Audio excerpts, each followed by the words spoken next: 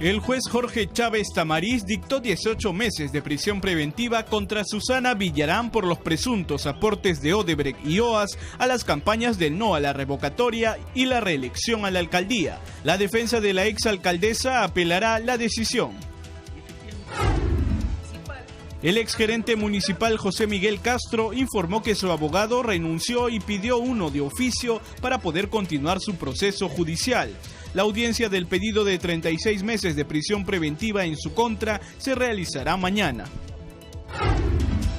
El exsecretario de la Presidencia, Luis Nava, participó vía videoconferencia en la audiencia de pedido de 36 meses de prisión preventiva en su contra. Durante su intervención argumentó estar delicado de salud. Quiere un segundo muerto en la fiscalía, seré yo, sostuvo. El presidente del Consejo de Ministros, Salvador del Solar, convocó a los voceros de las bancadas del Congreso a una reunión con Martín Vizcarra y el ministro de Justicia, Vicente Ceballos, para intercambiar ideas y buscar consensos sobre los proyectos de la reforma política. Una falsa amenaza de bomba en el Parlamento venezolano generó la cancelación de la sesión ordinaria. Algunos diputados opositores aseguraron que se trata de un acto de intimidación por parte de la dictadura de Nicolás Maduro.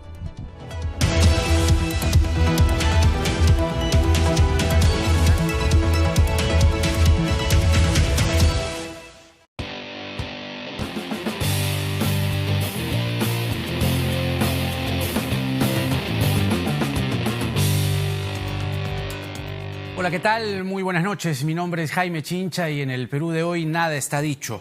Susana Villarán pasará el próximo año y medio en prisión preventiva luego de la decisión del juez Jorge Chávez Tamariz. Las evidencias abundan. Los dineros, según la fiscal, hasta sobran. Y ciertamente lo que parece haber quebrado esta situación en contra de Susana Villarán tiene que ver con este audio en el que se le oye conversar junto a José Miguel Castro y a Gabriel Prado de una cuenta en Andorra, de Tres Palos Verdes, con una naturalidad y un conocimiento de las cosas. Ese audio data de septiembre del año 2017 y Susana Villarán finalmente el fin de semana, ella dice presa de una necesidad de liberar su conciencia, tuvo que confesar públicamente la aceptación de los dineros y el conocimiento pleno de los dineros, que suman, grosso modo, 10 millones de dólares entre la plata que le dio Odebrecht y la que le dio OAS. Sobre OAS es que la fiscal ha dicho hoy, la fiscal Ángela Zuloaga, que hay un dinero que por ahí sobra. Hay un dinero que por ahí se presume que lo tendría la propia alcaldesa Susana Villarán. En unos instantes va a estar con nosotros la congresista de Nuevo Perú, exregidora en la gestión de la señora Villarán, Indira Wilca. Pero vamos a comenzar con el abogado constitucionalista Luciano López, que ya está aquí con nosotros. Luciano, bienvenido. Como siempre es un placer tenerte. Igualmente. Para que nos pintes la cancha, para que nos digas qué es lo que se ha hecho aquí y si estamos en rigor de lo que la justicia, en base a las leyes, ha tomado como decisión en contra de la señora Villarán. Pero vamos a escuchar precisamente a Susana refiriéndose a los 3 palos verdes. A los 3 palos verdes. Confírmeme si ya lo tenemos, como lo reveló un audio difundido el fin de semana. Vamos a escuchar exactamente en qué términos se refiere hoy Susana Villarán a los 3 palos verdes. El día sábado, con pleno uso de mis facultades, dije una verdad que no había podido por distintas razones. En ningún momento por pactos de impunidad, sino por razones de lealtad. Salí de la administración municipal, es decir, desde el año 2014, inclusive, como ha hecho mención la propia señora fiscal, he respondido permanentemente a todas las citaciones. En muchos de estos casos, la mayor parte, han sido archivados en la etapa de investigación preliminar. quisiera decirle que yo no soy de las personas que se fugan, yo no soy de las personas que evaden a la justicia, yo soy de las personas que siempre han dado la cara. Y lo hago por dignidad, porque tengo 3 hijos, tengo 6 nietos, tengo una familia a la que yo le respondo siempre con la verdad en la cara. Jamás eludiré a la justicia, porque creo en ella. Señor juez, que la conversación a la que han hecho mención, que ha salido en un programa de televisión el día domingo, en Canal 4, creo que es el programa Cuarto Poder, es una conversación que sí se llevó a cabo. Hoy día no me arrepiento de haber tomado la decisión que tomé en ese momento tan grave de la ciudad, pero eso lo diré en su día, señor juez. Hoy no ha llegado ese día. Doctor Luciano López, algunos han querido, esto y lo del sábado, ¿no?, a la noche, han querido describirlo dentro de una confesión sincera. Ciertamente no es una confesión sincera, podría ser en todo caso, desde el punto de vista moral, una confesión extemporánea, tardía, ¿no? Pero ¿cuánto quiebra en contra de Susana Villarán el audio? A ver, lo que sucede es que, primero que nada, la confesión sincera es un instituto legal, una figura legal que solamente se puede dar ante la presencia de un fiscal, con tu abogado al costado, o ante un juez. Así que esto, confesión sincera, no es. Lo segundo es que sí, esta admisión de responsabilidad públicamente tiene un impacto en el proceso, sí. ¿Por qué? Porque de una u otra forma pues va fortaleciendo, y ahí es donde quiebra, en todo caso, inclina la balanza en contra de ella misma, porque ella sola es la que ha hablado, ¿no? Y fortalece la investigación que está realizando la Fiscalía, fortalece la hipótesis fiscal. Más bien aquí es donde yo, la verdad, y lo he dicho en otras oportunidades, yo, para ser sincero, no veo, la verdad, elementos para poder decretar una prisión preventiva. Veo más bien que el caso prácticamente lo tiene servido la Fiscalía. ¿Será por eso que solo se le ha dictado 18 meses?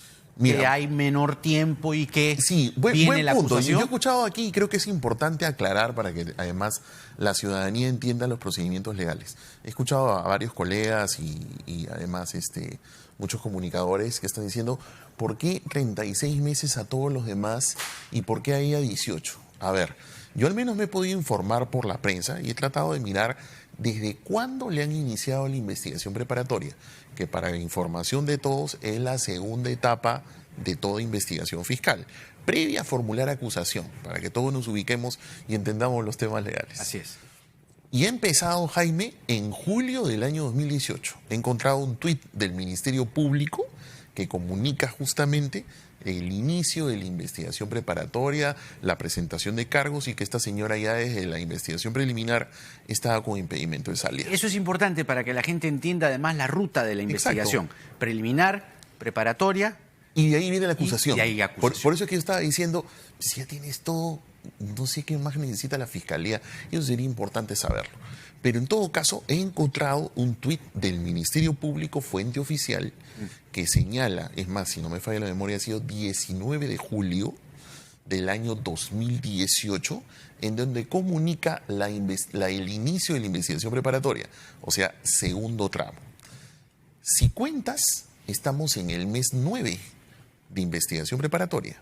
El plazo máximo de investigación preparatoria es 36. Cuando se trata de delitos vinculados a organizaciones criminales. Recuerda que uno de los cargos que le están imputando a esta señora y a sus coinvestigados es un cargo que tiene que ver con asociación ilícita para delinquir u organización criminal. Y ahí vamos a hacer una distinción por un tema de tiempos. Pero primero vamos a ubicarnos en el cargo.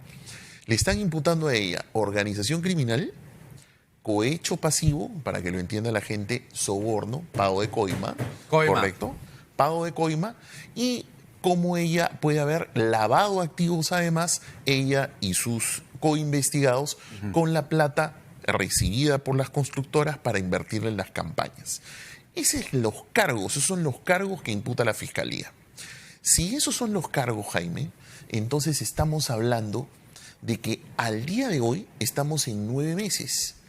Si el máximo puede ser 36, en mi opinión, si procediese la prisión preventiva, el juez tendría que haber dictado como máximo 27. Claro, pues. Para que llegues a los Lógico, 36. pues, para que la gente pueda entender.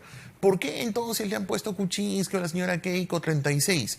Porque esa prisión preventiva vino conjuntamente con el inicio de la investigación preparatoria. Ese es un buen punto, Por eso detengámonos es importante allí porque explicar a la gente vienen, por pues, qué la distinción. Claro, vienen pues entre desinformados y maledicentes, ¿no? Y siempre con sus por eso es importante intenciones de explicarlo, grupo, ¿no? o de tribu, a decir, ya ven, ahí está la fiscalía politizada. No, le dan a Susana solamente 18 cuando han debido ponerle 36. No, pues, por eso, para que la gente entienda.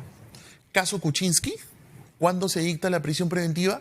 Con el inicio de la investigación preparatoria.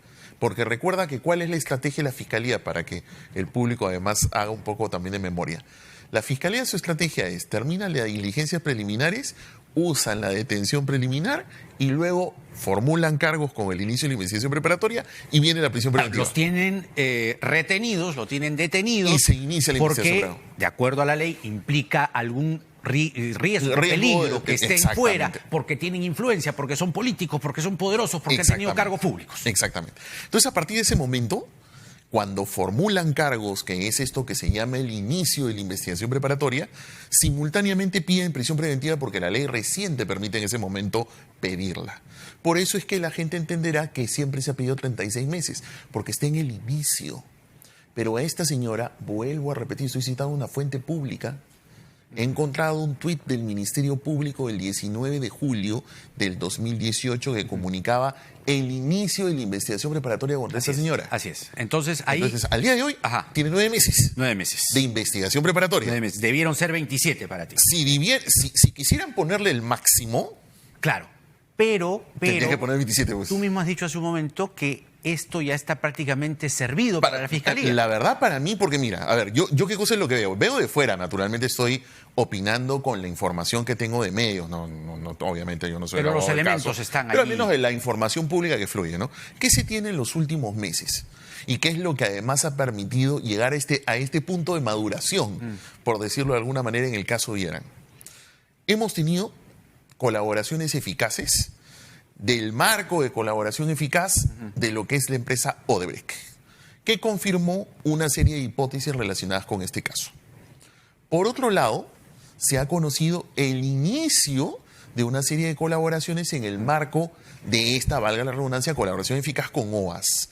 Y eso ha permitido gatillar que además le sumas la espontaneidad tardía de esta señora de salir a los medios el fin de semana y decir, sí, es cierto, pero esto yo lo tomé la decisión con mi coinvestigado José Miguel Castro. Ahí voy porque organización criminal.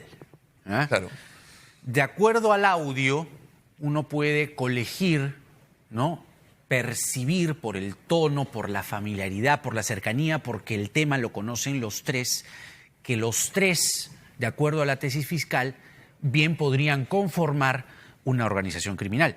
De hecho, la fiscal en la audiencia hoy dice que la señora Villarán lideraba esa organización criminal, pero ella al incriminarse, ¿no? Y decir, no sola. Pero por eso, pero hay dos. Sí, ella dice, no en realidad tres. plantea como que los dos cabezas. Por eso, hay dos. Claro, ella ha cerrado con los... Pero hay un tema porque vi un tuit de una conocida periodista que señalaba que era una estrategia legal, pero yo quisiera colocar en el tema de los tiempos para poder entender. La imputación de la Fiscalía tiene que ver con el financiamiento de la campaña del no, y que revisen todas las fuentes, sobre todo las periodísticas, y van a ver que la campaña del no, estás hablando del año 2013. La ley de crimen organizado, que establece que organización criminal es con 3 personas a más, mi querido Jaime, entró en vigencia el 1 de julio del año 2014. Ajá. 1 de julio. 1 de julio del año 2014. La ley se dictó mucho antes, pero tuvo lo que llamamos en derecho una vacatio legis, es decir, la vigencia se difirió. Y entonces entró en vigencia el 1 de julio del año 2014. Ojo que ahí empezaron las elecciones municipales, ¿ah? Exactamente. Pero entonces, la organización criminal, y lo ha dicho la Corte Suprema en por lo menos 2 acuerdos plenarios, no existen tantas asociaciones como delitos se cometan. Sino que, ¿qué cosa es la organización criminal para que lo entiendan todos? La organización criminal es cuando 2 o 3 personas o más se juntan para cometer delitos independientemente si los llegan a cometer o no. Lo que importa es la voluntad de asociarse para cometer delitos. Por eso se llama, por ejemplo, antes se llamaba asociación ilícita y luego después con la ley 30.077, organización criminal, sí tiene esas características y además por unos delitos más graves. Pero lo que me refiero es, ¿cuándo entonces se constituyó, según la hipótesis fiscal, esta organización? ¿En el 2014 con la campaña de la reelección? ¿O en el 2013 con la campaña del no? En todo caso, claro, si tenemos a la legislación ahí partiendo en 2 estos hechos, uno acá y otro acá, claro, el volumen de dinero vino para las 2 cosas, ¿no? Hasta donde yo... La revocatoria, hasta un poco donde más, he leído, ¿no? Va más con la revocatoria. Y también con la ¿Pero reelección. qué quiere decir? ¿Que hubo una organización criminal para la campaña de reelección y otra para la campaña del no? Como que no tiene mucho sentido, ¿no? Pero los dineros al final fueron para las 2. Claro, yo lo que veo... 10 en total. No, es que te vuelvo a repetir que yo eso no lo discuto. Al menos, por eso que digo, me da la impresión que incluso, no sé por qué más tiempo necesita la Fiscalía para madurar más este caso, porque me parece que está pues... que pero es lo que te decía la fruta a lo mejor se le va a podrir, no sé para los qué. 18 meses que ha dictado el juez tenga que ver también con eso. Me da la impresión que tiene que la más que ver con investigación eso, está ¿no? bastante avanzada. Claro, ¿no? yo me imagino que el juez no he sido del todo a la lectura de la resolución, pero hasta donde entiendo, porque al menos lo que traté de mirar es cuándo se había iniciado la investigación preparatoria, y ha empezado en julio del 2018. Y además, cuidado con ese tema de la temporalidad de cuándo entra en vigencia la ley de criminalidad organizada. Lo que sí me queda claro es que los hechos que se le atribuyen a ella, mi querido Jaime, son lo que en el derecho penal llaman concurso real, que en castellano traducción significa que cuando son hechos independientes cometidos por los mismos personajes en momentos distintos, las penas se suman. Claro. Entonces, la verdad, da igual si son 2 y son 3, porque las penas que vas a sumar por lavado, por cohecho, por asociación, oye, mira, van a superar los 35 años y van a tener el tope 35 porque no se puede más de 35. O sea, la verdad es bien severo. Y yo la única explicación que tengo de que la señora haya salido a autoincriminarse prácticamente, yo no veo que tenga que ver con la asociación criminal. Más que nada es, José Miguel Castro, no te me vayas, que somos 2, ¿ah? Tú y yo tomamos las decisiones, así que cuidado con lo que quieras hacer. Cuidado. Porque no es ampay me salvo. Tú y yo teníamos doble firma en estos cheques. Es chápala si no te abombas. Exacto, una cosa así. Doctor Me da la López, impresión que más va por ahí, ¿eh? Siempre es un gusto. Igualmente, Muchísimas gracias Jaime, por muchas sus gracias. apuntes, sus comentarios. Creo que nos queda muy claro esto, que, claro, recién empieza, pero en realidad está bastante avanzadito. Claro. Está bastante avanzadito. ¿Ah? Son 18 meses de prisión preventiva. Pero, sin duda, lo que se le viene a la señora Villarán, al señor Castro, ciertamente, también es harto complicado. Vamos rápidamente a la pausa. Venimos con la congresista de Nuevo Perú y exregidora en los tiempos de la señora Villarán, Indira Wilca. Vamos a comentar precisamente el mismo caso, el de la señora Susana Villarán, porque nada está dicho.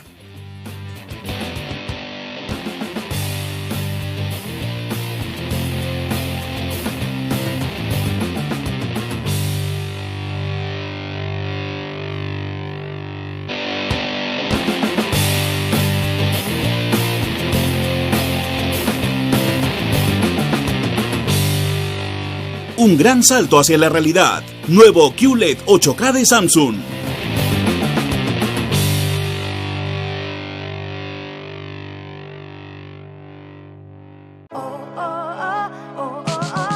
Acabó la espera. Del 13 al 17 de mayo, días de descuento en Despegar.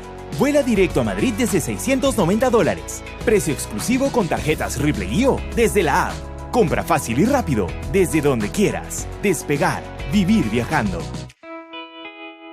¿Qué idioma habla el Perú? Ogari Matsigenga Oniagani Magaiketiro Perope. Perú marca Aymarazo. Perú ka achuaran chichaba. Perú suyuja jesguasimitan reman.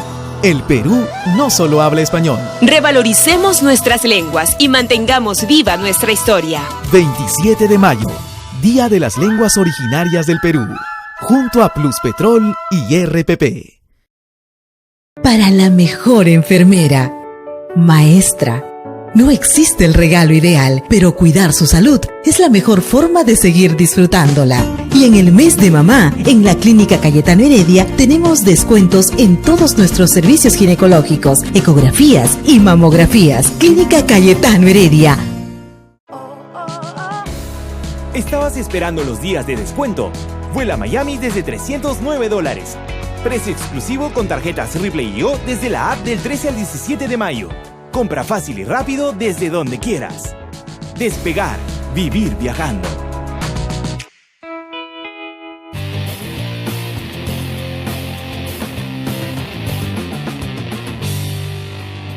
La congresista por Nuevo Perú y exregidora Indira Wilca está con nosotros, aquí en Nada Está Dicho.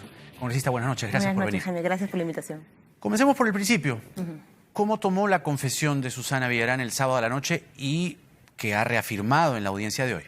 Bueno, yo la verdad siento que esta confesión tiene dos lecturas, ¿no? Una primera creo que a nivel legal, y sobre eso creo que hoy ha quedado absolutamente claro que esta idea de señalar una especie de verdad o querer confesar algo no tenía ningún efecto práctico a nivel legal, o sea, no corresponde a un momento en el que ya tenías delaciones que han sido recabadas por la Fiscalía, tenías a puertas una audiencia para decidir justamente la medida que se ha tomado el día de hoy. Entonces, a nivel legal, por más que se le ha querido poner o Susana Villarán quiso ponerle, ¿no?, esta idea de la confesión de una verdad, yo creo que eso no tenía mucho de efecto práctico, o sea, ni utilidad.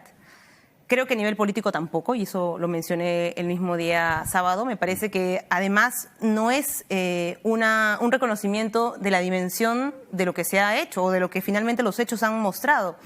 No se trata de errores, ¿no?, porque eso es un poco lo que se señala, ese es el tenor al que se le quiere dar a esta, digamos, reconocimiento de la recepción del dinero, de errores políticos, y además un error adicional fue el no haberlo dicho. Y no es un error, Jaime, y eso hay que decirlo claramente. Por más que a algunas personas les pueda parecer esto sorprendente, en fin, hay que decir que cuando ya hay elementos como los que hemos ido conociendo, cuando hay decisiones de la justicia, cuando hay un conjunto de, digamos, de acciones de la Fiscalía que han apuntado a demostrar, todavía no a nivel penal, pero a demostrar, digamos, de manera fáctica las cosas que ya hemos ido conociendo, entonces no hay vuelta que darle. Se trata de delitos. Y entonces esos delitos tienen que asumirse con la responsabilidad que corresponde por parte de quienes los cometieron. Ahora, Susana pidió perdón, digamos, ¿no?, a quienes trabajaron con ella, pero quienes básicamente estuvieron cerca en la campaña por el no. Pero ciertamente con el perdón no bastaría, en tanto hay iniciativas fiscales de ir un poco más allá, de investigar hasta el punto en el que se deba investigar y hasta el punto en el que quienes hayan tenido conocimiento real de dónde provenían estos dineros se deba investigar. Por ejemplo, más allá de Susana Villarán y José Miguel Castro, que son las personas que se fajaron por conseguir todas estas millonadas, ¿hasta dónde debe llegar una investigación real que transparente todo esto que en su momento se dijo, pero que, claro, ni Susana ni Castro querían aceptar? Recién Susana lo tenía que aceptar el fin de semana pasado. ¿La señora Tausen, por ejemplo? A ver, yo primero sobre ese asunto del perdón, o en todo caso la connotación, ¿no?, de este reconocimiento de la recepción del dinero, creo que no es válido y hay que romper esa idea. Y esto sea quien sea Susana Villarán, sea fulano, mengano, persona involucrada en política que está investigada por corrupción, que el fin justifica los medios, ¿no? Porque un poco la idea es, discúlpeme, lo hice por una causa superior y bueno, tomé una decisión de ese tipo. No hay nada que justifique, y menos aún cuando uno pregona principios de honestidad o de transformación o de, en fin, de la sociedad, no hay nada que justifique el haber cometido un hecho de corrupción o haber ejecutado alguna situación ilícita. No hay nada. Nada puede estar por encima de una actuación proba siendo autoridad. Eso sí creo que es algo que tiene que quedar claro y por eso para nosotros la toma de decisión sobre esta situación ha sido muy clara. No se puede decir, bueno, me da pena, pero lo hizo porque en ese momento la revocatoria era efectivamente una situación que, digamos, sirvió como parteaguas para la ciudadanía, más allá de partidos políticos. Hubo una mitad de la ciudadanía limeña que dijo, bueno, no estamos de acuerdo con esto, y hubo otra que la impulsó. Pero nada de eso justifica este tipo de hechos, ¿no? Entonces, sobre el resto de responsabilidades que tocará, digamos, ir conociendo, yo creo que acá la clase política y en particular quienes en su momento hemos estado cercanos o hemos sido parte de la gestión o hemos sido parte de la campaña, lo que mejor podemos hacer para demostrar realmente nuestra coherencia es permitir que la justicia haga su trabajo. Y más aún quienes tenemos algún cargo político hoy en día. Y entonces, ¿qué es lo que no podría y qué es lo que no deberíamos hacer? No deberíamos intentar por ningún medio presionar o obstruir el trabajo de la Fiscalía, del Poder Judicial. No deberíamos y no sería aceptable bajo ninguna circunstancia que intentemos usar el poder que tenemos en el Congreso de la República, por ejemplo, para modificar las normas de quienes son investigados, las leyes de colaboración eficaz o las leyes de prisión preventiva. Nada. Permitamos que la justicia haga su trabajo si realmente queremos recuperar la confianza de la ciudadanía, si realmente queremos demostrar, no solamente con palabras, sino en los hechos, que no compartimos estas prácticas que se han dado, que las rechazamos realmente, no de la boca por afuera, sino que las rechazamos realmente en la práctica. Yo creo que ese es, digamos, el compromiso mayor que podemos asumir quienes realmente tenemos una distancia con esto. Y como digo, en ese camino de permitir que la justicia haga su trabajo, y creo que hoy la ciudadanía, si con algo de confianza ve alguna instancia dentro del Estado, esa es la labor de la Fiscalía. Creo que nadie va a poder decir hoy en día que la Fiscalía no está haciendo su trabajo, digamos, con objetividad, con imparcialidad. Hay gente investigada de todos los sectores políticos, así que se sabrá en la medida que las investigaciones avancen quiénes más tienen esta responsabilidad que tú señalas bien, todavía seguramente va a alcanzar a algunas otras personas. Yo saludo eso, porque creo que ese es el gesto que corresponde en una situación así. Todos los que estuvieron en el grupo y que lo hicieron legítimamente, porque eso no me queda duda. Muchísima gente. Pero que probablemente no dijeron todo lo que debían decir, porque había una causa que era derrotar a la mafia de Castañeda, derrotar a la mafia del sí, pero encubriendo una situación de dineros mal habidos. Creo que lo que corresponde es decir, investíguenme. Así es. ¿Usted estaría de acuerdo en esa situación? Por ejemplo, yo no digo que directamente usted tenga que ver o no, sino que, no, oiga, investíguenme. ¿No es lo que corresponde? Bueno, como congresista tengo la obligación de justamente permitir cualquier investigación hacia mí y no ponerme en la defensiva, ni no usar a mi bancada, por ejemplo, para evitar que alguien pretenda invitarme a una... Usted diría eso esta noche, por ejemplo, cualquier cosa que tengan que investigarme, investíguenme. Siempre. Y quiero hacer una precisión antes de eso, ¿no?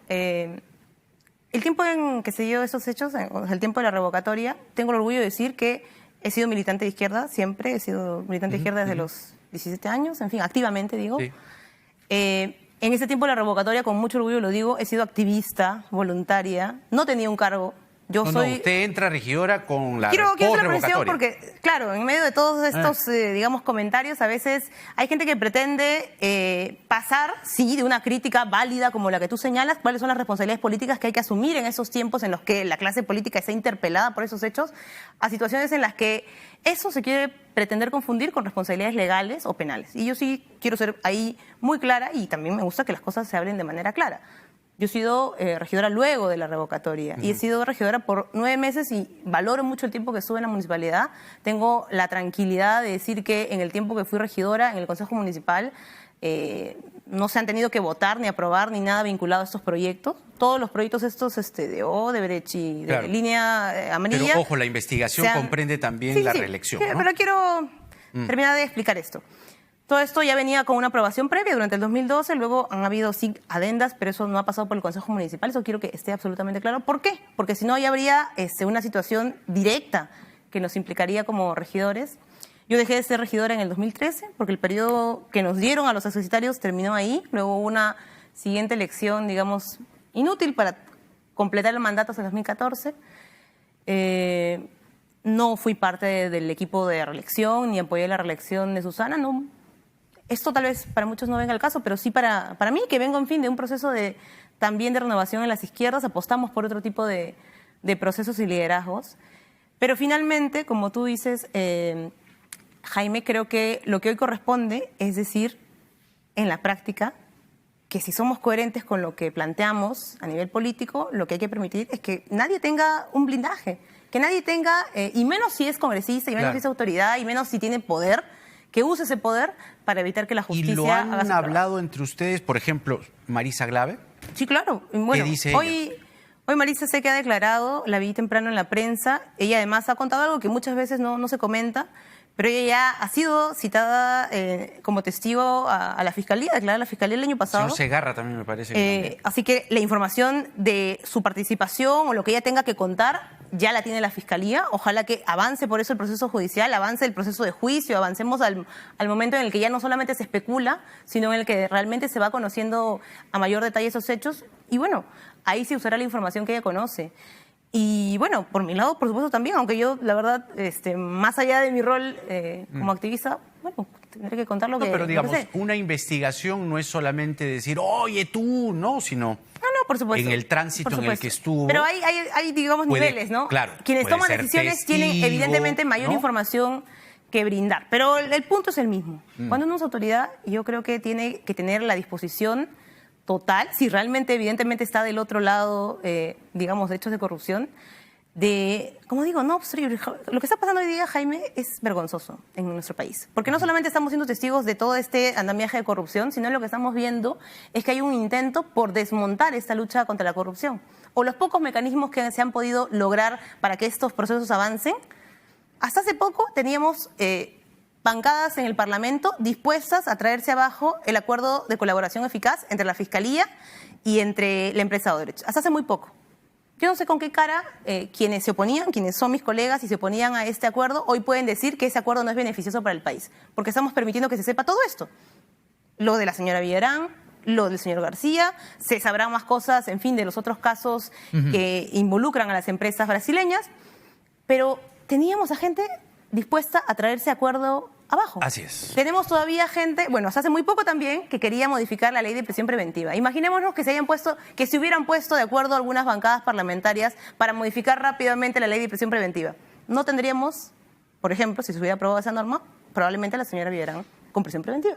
Entonces, dejemos sí que la justicia haga su trabajo. No estamos en tiempos hoy de ponernos en una posición de superioridad moral ni nada, pero sí creo No, y más que nada superioridad moral, usar el cargo de congresista para decir blindaje. Y yo creo que la gente hoy día... Investígueme después que termine de ser congresista. O lo que dijo fulano, en fin, no vale, porque lo que sea, en fin, Oberata no me mencionó a mí. Bueno, o sea, eso es lo menos relevante. Se sabrán los detalles, digamos, con mayor, digamos, profusidad a medida que los procesos avancen. Y para que los procesos avancen, permitamos que el poder político no interfiera con las investigaciones. Hernán Núñez estuvo ayer por aquí y él fue teniente alcalde, ¿no? Una vez que se produjo la revocatoria.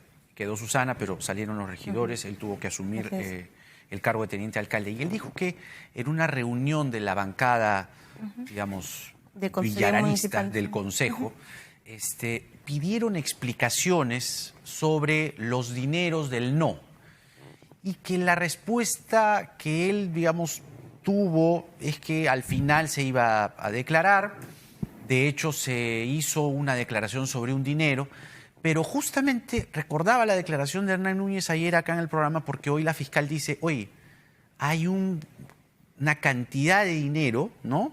Los 4 millones de OAS que presuntamente todavía se encontraría en el poder o en poder de los investigados, Susana, José Miguel Castro y Gabriel Prado. Esto deja una sensación aún peor, digamos, ¿no? Mirándolo como política de izquierda, ¿usted qué siente hoy por Susana Villarán? Yo no tengo ningún tipo de, digamos, de evaluación personal porque además... Política. Bueno, pero sobre la persona, ¿no? Porque a nivel político está clarísimo. Yo creo que se trata de una situación de enorme responsabilidad, o sea, lo que ha pasado, la manera en la que se tiene que encarar, creo que también me parece que debería ser con mucho mayor autocrítica. No estamos hablando de lo penal, sino estamos hablando de lo político. Y yo no siento que haya ese nivel de reconocimiento de las responsabilidades. ¿De quiénes? De parte de los imbéciles. Bueno, de parte de quien políticamente tiene una responsabilidad, que es la señora Villarán. Como te digo, poner siempre ese discurso de, pero esto no es un delito, pero acá lo hicimos por el bien de, en fin, de la ciudad. Pero tenga en cuenta una cosa. Eso Susana Villarán y Ollanta Humala, digamos, los dos en la situación en la que ya sabemos, son los últimos que han tenido un cargo público levantando las banderas de la izquierda. Entonces ahí, ¿cuál es el golpe en el pecho que podría hacer la izquierda, no? Yo creo que, evidentemente, como a todos los partidos políticos y como a todos los sectores de la política que ven y observan estos hechos de corrupción, lo que corresponde es también mirarnos, ¿no? Y hacer una reflexión sobre lo que ha venido pasando, sobre hasta qué punto, por ejemplo, gente que, como tú dices, levanta ciertas banderas, finalmente termina cayendo en lógicas de poder que son iguales a las que criticamos, como el poder de las empresas privadas, como la lógica de las empresas para influir sobre los gobiernos elegidos por la gente y con, además, a veces banderas y líneas programáticas que incomodan al poder, terminan cayendo en eso mismo. No, digamos, uno podría finalmente Entonces, decir, ahí lo que... me parece tal cosa, me parece tal otra de una empresa u otra, sí creo que esta empresa, no me parece esto, pero esto es en efectivo. Claro, pero no hay un asunto solamente de una empresa u otra. De lo que se trata finalmente el caso Lavallato es cómo los políticos terminaban siendo piezas de recambio en una estructura mayor en la que la lógica lucrativa de cárteles de empresa, no de una, no de dos, no de un mal gerente o de un mal dueño, sino cárteles de empresa, lo que hacían era definir cuáles eran las prioridades para el Estado. ¿Por qué, por ejemplo, la interoceánica le resultaba más prioritario al Estado peruano que, en fin, hacer muchísimas más cosas más con la millonada de plata que se gastó en la interoceánica, que lo único que permitió es que, en fin, que crezca la actividad ilegal? Exactamente. ¿Por qué Entonces, una obra como Línea Amarilla, que en verdad es usada hoy solamente por privados, tenía más prioridad que hacer miles de otras cosas más para la ciudad? Yo le digo la carretera central. La carretera central. En fin, es un desastre. Mil cosas más. Es un desastre. Muros, escaleras. Pero a ver, vamos a usar un término. Sí quiero terminar esta idea. A ver. Nosotros creo que, como fuerza política, y en fin, ojalá que las fuerzas políticas en su conjunto del país hagan esta reflexión también, tenemos la necesidad de ser cada vez más críticos y cuestionadores. No podemos permitir que se normalice, por ejemplo, que las campañas electorales empiecen a presentar situaciones de, presencia de recursos ingentes y es normal. Hemos normalizado totalmente y creo que eso es parte justamente de la respuesta que hay que darle a esta coyuntura de lucha contra la corrupción. Las campañas no son un momento, un espectáculo de explosión de recursos, no es un momento de compra y venta. Ahí. No puede serlo. Eso es algo que creo que... Eso pasó en la campaña de la revocatoria. Pasó en muchos momentos, Jaime. Claro, no, pero estamos hablando del caso de Susana. Sí, pero se ha normalizado totalmente. Exacto, pero ustedes vieron el despliegue de dinero, digo en general, ¿no? O sea, no estamos acá haciendo imputaciones personales ni nada, no. Pero esa observación que usted hace me parece legítima y me parece válida y me parece contundente. Pero caray, ¿qué pasó hace 6 años entonces?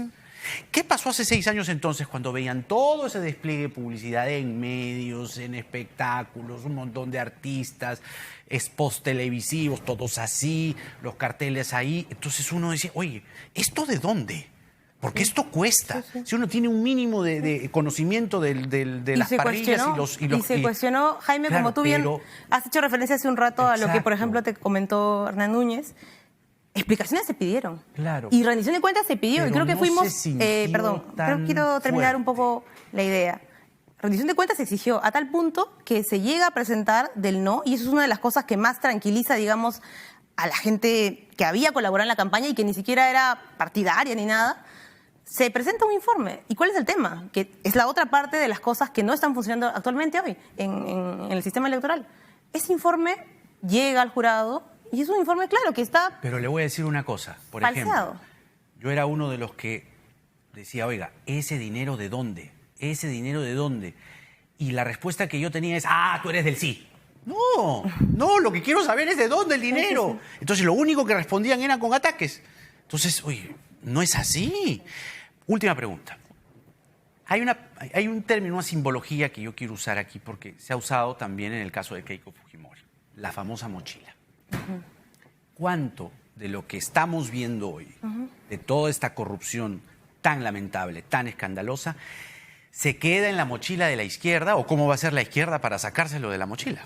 Yo creo que la izquierda hace un tiempo importante, está en un proceso de renovación. De hecho, quienes hoy estamos en el Parlamento provenimos justamente de ese proceso de exigencia dentro de las organizaciones políticas de izquierda, dentro de los partidos de izquierda, de, por ejemplo, mecanismos que hemos ido implementando a pesar de que la ley no nos lo exige, ¿no? Toma de decisión más democrática, que es algo que tiene que darse, ¿no es cierto? La elección, por ejemplo, de candidaturas, la elección de los liderazgos dentro de los partidos políticos no puede ser algo en lo que se siga fomentando esta concentración de poder alrededor de un caudillo o de un líder o de una líder que se considera pues omnipotente, omnipresente, todopoderoso. Tiene que haber mecanismos de control, de rendición de cuentas, de vigilancia dentro de los propios espacios de izquierda. Creo que eso nos augura pues una perspectiva importante de seguir construyendo proyectos de izquierda superando todas estas circunstancias. Yo la verdad creo que eso en primer lugar hacia adentro de nosotros mismos, ¿no? Creo que estamos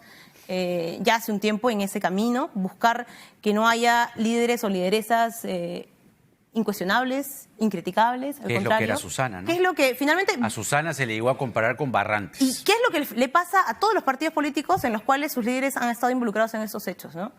Que hay una estructura tan vertical que nadie puede criticar. Y lo segundo, Jaime, hacia afuera, yo creo que en general, para la clase política, incluyendo a la izquierda, por supuesto, a las izquierdas, si tú quieres hablar en plural, le corresponde recuperar la confianza de la ciudadanía, pero ¿cómo? No con palabras, sino con acciones muy puntuales que muestren la coherencia en los principios que decimos tener. Y yo creo que hoy tenemos la oportunidad, en este momento clave para el país, de, por ejemplo, impulsar cosas como la reforma política. Justamente. No puede haber para nosotros mayor demostración de que esto no puede volver a repetirse con otras personas, porque eso es lo que va a pasar si no hay cambios de fondo en el país. Va a pasar que va a haber un siguiente ciclo de la política en la que se repitan esos mismos hechos con otras caras. Justamente nos está esperando Fernando Tuesta, que fue presidente de la Comisión de Alto Nivel. Solamente sobre eso, Jaime, una información a la ciudadanía. La reforma política tiene proyectos que han sido elaborados por la Comisión, justamente, Fernando se lo va a comentar en más detalle. Son proyectos que están presentados hace meses en el Parlamento. Son proyectos sobre los cuales algunas bancadas, entre ellas la bancada del Nuevo Perú, nosotros estamos exigiendo que se debatan cosas como la inmunidad parlamentaria, Jaime, porque es una vergüenza que algunos usen hoy la inmunidad parlamentaria como un mecanismo de impunidad. Nosotros hemos dicho que se debata ya. No como ha dicho una colega mía, no sé si en una especie de lapsus o en fin, fallo del inconsciente, que vamos a esperar al 2021 para tener la reforma política. No, la reforma política no puede esperar al 2021, tiene que debatirse ya. Congresista Wilca, gracias por venir, ha sido un gusto conversar con usted, será hasta la próxima. Sin duda la mochila, yo creo que va a haber ahí muchas cosas que van a jugar en contra de la izquierda. Se sacará en algún momento, pero ciertamente estamos tranquilos, como saneamiento de la clase política, lo que está pasando es importante. Vamos a la pausa y viene Fernando Tuesta. Vamos a hablar de la reforma política. Mañana Salvador El Solar, el Premier, se reúne con los voceros de las bancadas. Vamos a ver qué va a pasar allí. Por lo menos lo vamos a anticipar con Fernando luego de esta pausa. Nada está dicho.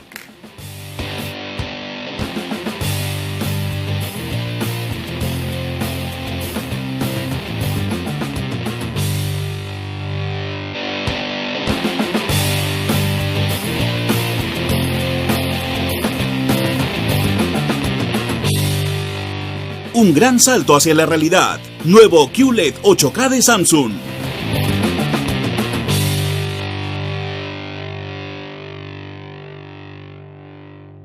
Fabiola de la Cuba presenta su nuevo espectáculo, Tutaiquilla, Noche de Luna, este viernes 17 de mayo en el Gran Teatro Nacional. 300 artistas en escena. No te pierdas la más grande producción de música y danza peruana de todos los tiempos. Entradas en Teleticket. La economía del Perú crece año tras año, pero ese crecimiento no alcanza a todos los peruanos. ¿Cómo se preparan nuestros niños para el futuro? Los servicios digitales deben mejorar la productividad del país. Podemos lograr una economía con servicios y empresas sostenibles. En el 2018 discutimos temas importantes y avanzamos hacia el país que todos soñamos. Segundo Foro Integración al Bicentenario, organizado por RPP con el compromiso de Movistar. Para la mejor enfermera, maestra. No existe el regalo ideal, pero cuidar su salud es la mejor forma de seguir disfrutándola.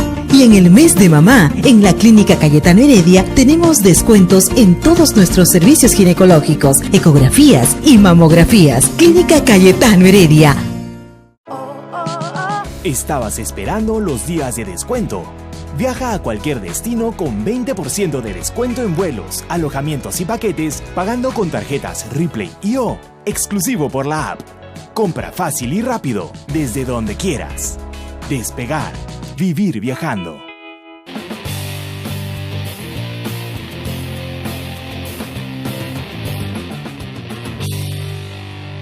Mañana es un día clave para la reforma política. Por lo menos uno de varios días claves que tendrán que suceder.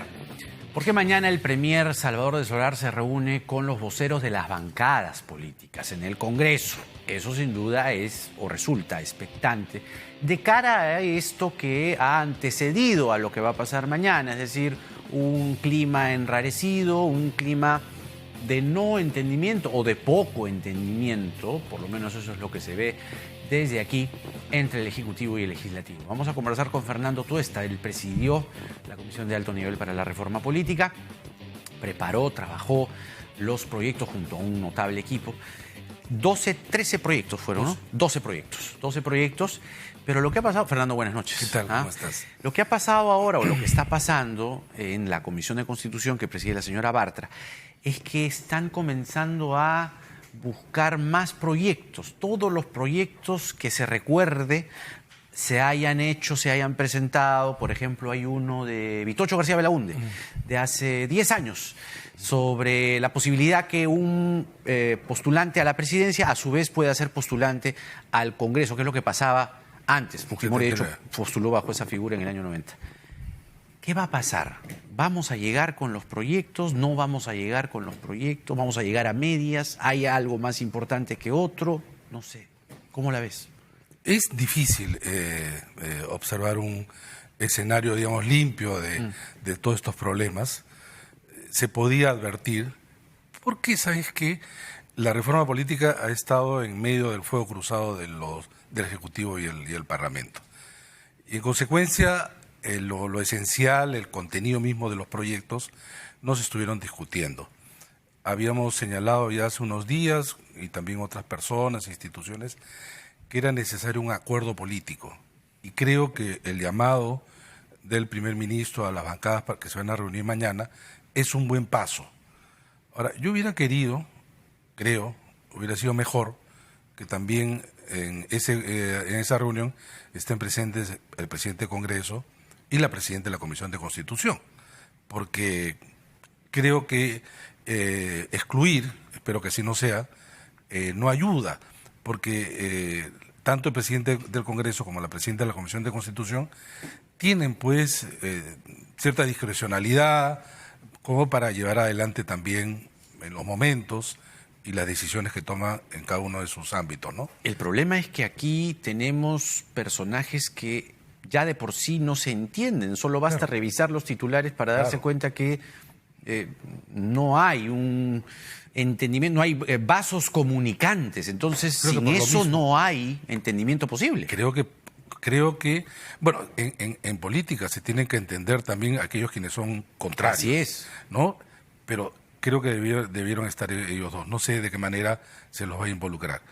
Escribí un artículo justamente de Comercio el día lunes, donde señalaba que las bancadas, el gobierno, el presidente del Congreso y de la Comisión de Constitución tenían justamente esa capacidad de poder negociar, por supuesto me refiero, el poder que tiene, pero también tienen capacidad de bloqueo. Entonces, si tú no los incorporas, ellos pueden hacer uso de ello, ¿no? Entonces, esto es muy importante. Creo que la reforma política no va a pasar si no hay un acuerdo político. Pero, a ver, acuerdo político, 1. 2, esto de revisar los proyectos de hace muchos años no es una manera de dilatar, de hacer mucha más larga la posibilidad de llegar a aprobar la reforma. Yo creo nuevamente que la reforma estaba en medio de este fuego cruzado. Hace algunas semanas no se veía así. pero dicen, por ejemplo, este es los proyectos del Ejecutivo. Y como con el Ejecutivo no tenemos buenas relaciones, entonces pues se utiliza, por ejemplo, recursos como este, puede ser, se dilata y se dice, bueno, que hay muchos proyectos de ley, tú bien lo has señalado. Pero el tema, Jaime, es, en una reforma política, tú tienes que, obviamente, priorizar. Y acá lo que ha ocurrido es que se está priorizando según el código electoral que se presentó. Y el código electoral tiene un orden, el orden de un código, que no es el orden de una reforma política. Porque, por ejemplo, en la semana que se va a discutir organizaciones políticas, está el tema, por ejemplo, de personeros, que en el código está en el mismo orden, pero para la reforma, en este momento, lo de personeros pues está en la puesto en la cola. En la cola. Claro. Entonces, ¿qué se tiene que privilegiar? Aquellos proyectos que requieren reforma constitucional. Sin embargo, el día de hoy parece que esto... O sea, dos votaciones, dos votaciones, efectivamente, ¿no? Esta y la próxima que empieza y ahí, en chao, julio. porque esto tiene que llegar a marzo. Solamente este año. Y entonces, parece que han logrado ciertos acuerdos y, por ejemplo, se han puesto a discutir ya el proyecto de ley que tiene que ver con las relaciones ejecutivo-legislativo y también inmunidad parlamentaria. Pero, ahora, no solamente los temas, sino cómo se abordan. En el proyecto de la comisión, partía de un diagnóstico, partía de ubicar determinados núcleos centrales donde debe desarrollarse la reforma, tomar medidas que se traduce en ese proyecto específico. Sin embargo, por ejemplo, aparece en esta discusión temas como, por ejemplo, que si es que se censura un gabinete, los ministros de aquel gabinete no pueden ser nombrados sino pasado un año. Justamente el artículo que desnaturalizó, según el presidente de la República, aquello de la bicameralidad. Eso fue lo que, digamos, en castellano puro y duro, fundió la bicameralidad. Digamos, fue uno de los artículos que motivó que el presidente señalara que no está de acuerdo en la bicameralidad. Y eso que otra vez está puesto en discusión. Está. Y entonces, así como ese, algunos otros. Y entonces no es solamente el qué cosa se va a discutir, cómo se va a discutir, sino si esta discusión va a llevar realmente una reforma o no. Eso. Ahora, no es que uno esté al tanto de los dimes y diretes, ¿ya? Sino que uno, con lo que un político dice, puede interpretar muchas cosas en un contexto determinado. Y me refiero fundamentalmente a que mañana es la reunión con el Premier y los voceros. Mulder, que no es cualquiera, ¿no? Es un connotado representante del Partido Aprista que además tiene entendimientos con el fujimorismo y además es el vocero de la bancada aprista. O sea, va a estar mañana sentado ahí. La vida política y partidaria de nuestro país no está en esa reforma, que los que la escribieron solo la conocen en libros. Entonces el ánimo con el que se va a llegar mañana no es precisamente de entendimiento, ¿no? De buen clima. Bueno, sí, el congresista Mauricio Mulder ha hecho apreciaciones de esa naturaleza, pero también es cierto que él es uno de los políticos más experimentados. Yo creo que en el momento en que, espero, se encamine un acuerdo, él valorará y no creo que se vaya a sumergir, digamos, en un aislamiento que no le va a convenir. Yo creo que él tiene algunas ideas claras. Lamentablemente el partido aprista ha estado sumergido también en los problemas de su líder, que lamentablemente ocurrió pues el suicidio, y entonces no ha sido un buen momento. Y estas declaraciones fueron también en aquel contexto, porque con el congresista Mulder y la bancada aprista, fue la primera bancada con quien nos reunimos. Fue una buena reunión, tenemos diálogos en general bastante fluidos, pero espero que no sea el clima de la reunión de mañana. Ahora, pero el clima de estos tiempos no es un buen clima, pues. No. Entonces, te pregunto ya, más allá de el cargo que has tenido como presidente de esta comisión, sino como ya un politólogo, pues, ¿no? Alguien que mira la política pura y dura. cómo plantear una reforma política con casi todos los partidos, o sus líderes principalmente, sentados en el banquillo de la fiscalía, digamos, ¿no?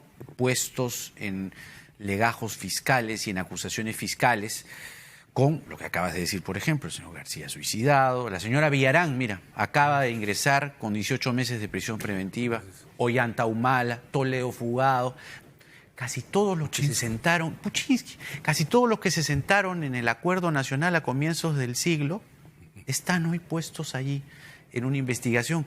¿Qué reforma política se puede hacer en un contexto así? Con mayor razón. Adquiere un nivel de necesidad imperiosa, porque habría que decirlo con claridad. Si seguimos tal como estamos y no se reforma de manera sustantiva, lo que vamos a llegar a llevar al 2021 no son buenas noticias, porque si repetimos lo de ahora va a ser peor. Va a ser peor, porque es un hundimiento que cada vez parece que no tiene límite. Pero la verdad es que aquí justamente los partidos, en este caso las bancadas, tienen una responsabilidad enorme. También el gobierno, ciertamente. También el gobierno. Pero a mayores problemas, mayor necesidad de la reforma. No a mayores problemas y obstáculos, menos reforma, sino más reforma. Claro, pero esos problemas da la impresión que a los partidos o a los voceros o a los congresistas cuyos líderes están en estos apremios, o no les importa, o quieren patear el tablero, o vamos a meter, pues, el proyecto de Vitocho hace 10 años, venga, da la sensación como que... Pero además tú sabes que se quieren tirar abajo la reforma. Sí, pero nosotros hemos hecho la tarea, porque el proyecto, por ejemplo, de Víctor Andrés García Belaúnde, nosotros lo hemos incorporado. También pensamos que ese artículo es interesante, pero dentro de un todo. Y entonces, lo que se está haciendo ahora, nosotros ya lo hicimos en dos meses y medio. Hemos tomado todos los proyectos, los hemos revisado, los informes de otras comisiones. Es decir, el nuestro es una sistematización que ha avanzado en términos de, oigan, acá tienen un producto, Entonces, si el nuestro, lo hemos repetido muchas veces, no está escrito sobre piedra. No, claro. De ninguna manera. Hay que discutirlo. Pero hay que discutirlo. Y hay que discutir todo pero entonces no se puede contraponer contra muchos proyectos que, siendo unos mejores que otros, ya han sido sistematizados. Y dos, no tenemos mucho tiempo. Entonces tienes que priorizar.